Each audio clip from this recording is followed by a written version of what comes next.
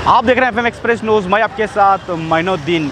बीदर तालुके से एक ऐसा मामला सामने आ रहा है, लोगों के दिलों को झंझोड़ता हुआ मामला सामने आ रहा है, जहां पर आप देख सकते हैं कि रास्ते पर पतंग उड़ाने के समय जो पतंग उड़ाने जो धागा यूज़ होता है, जिसे माजा धागा कहा जाता है, वो बाइक सवार की गर्दन को लगने के कारण बाइक सवार की घटनास्थल पर ही मौत हुई है। ऐसी घटना सामने आ रही है और जो बीदर ज़िले के जो एसपी हैं, उनका ये कहना है कि जो भी माजा धागा बेचते हैं उस पर आने वाले दिनों में रोक लगाने की भी बात कही है। और हम ये भी आशा करते हैं कि जो भी इस न्यूज़ को देख रहे हैं, हम लोगों से भी ये विनती करते हैं, पतंग उड़ाते हैं वो भी सड़कों पे मत उड़ाइए, क्योंकि आप देख सकते हैं कि एक माजा धागे ने एक बाइक सवार की मौत ली है और आने वाले दिनों में ऐसे घटनाएं ना हो, इसके लिए हम लोगों से विनती करते हैं कि आप जो भी आपके पतंग उड़ाना है तो आप रास्तों पर मत उड़ाइए। ಇವತ್ತು 11 ಗಂಟೆಗೆ ನಮ್ಮ ನ್ಯಾಷನಲ್ ಹೈವೇ ಮೇಲೆ ಒಂದು ಘಟನೆ ನಡೆದಿದೆ. ಸಂಜೀವ್ ಕುಮಾರ್ ಅಂತ 48 ವರ್ಷದ ಒಬ್ಬರು ಬೈಕ್ ಮೇಲೆ ಹೋಗ್ತಿರುವಾಗ ಮಾಂಜಾ ವೈರು ಕುತ್ತಿಗೆಗೆ ಕಟ್ಟಾಗಿ ಅಲ್ಲೇ ಬಿದ್ದು ಸಾವನ್ನಪ್ಪಿದ್ದಾರೆ ಅನ್ನುವ ಒಂದು ಪ್ರಕರಣ ನಮ್ಮ ಗಮನಕ್ಕೆ ಬಂದಿದೆ.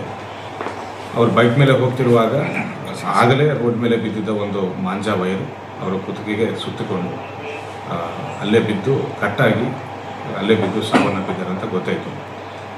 ಈಗಾಗಲೇ ನಾವು 3 ದಿನದಿಂದ ಒಂದು ಡ್ರೈವ್ ಮಾಡ್ತಾ ಇದ್ದೇವೆ ನಮ್ಮ ಇಡೀ ಜಿಲ್ಲೆಯಲ್ಲಿ. ಸಂಕ್ರಾಂತಿ ಹಬ್ಬದ ಪ್ರಯುಕ್ತ ಗಾಳಿಪಟವನ್ನು ಹಾರಿಸುವ ವಿಷಯದಲ್ಲಿ ಈ ಮಾಂಜಾ ದಾರವನ್ನು ಯೂಸ್ ಮಾಡುವುದು ನಿಷಿದ್ಧ ಮಾಡಲಾಗಿದೆ ಈಗಾಗಲೇ. ಆದರೂ ಸಹ ಕೆಲವು ಅಂಗಡಿಗಳು ಈ ದಾರವನ್ನು ಮಾರುತ್ತಿದ್ದು ನಮ್ಗೆ ಬಂದಿದೆ.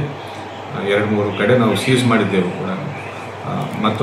ಮತ್ತೊಂದು ಸರಿ ಎಲ್ಲರಿಗೂ ನಾವು ಅಂಗಡಿಗಳಿಗೆ ಹೇಳುವುದೇನೆಂದರೆ, ಈ ನಿಷಿದ್ಧ ಮಾಂಜಾ ದಾರವನ್ನು ಮಾರಾಟ ಮಾಡಿದ್ದಲ್ಲಿ ಅಥವಾ ಉಪಯೋಗಿಸಿದಲ್ಲಿ ಅವ್ರ ಮೇಲೆ ಕಠಿಣ ಕಾನೂನು ಕ್ರಮ ಜರುಗಿಸಲಾಗುವುದು ಅಂತ ನಾನು ಹೇಳ್ತೇನೆ.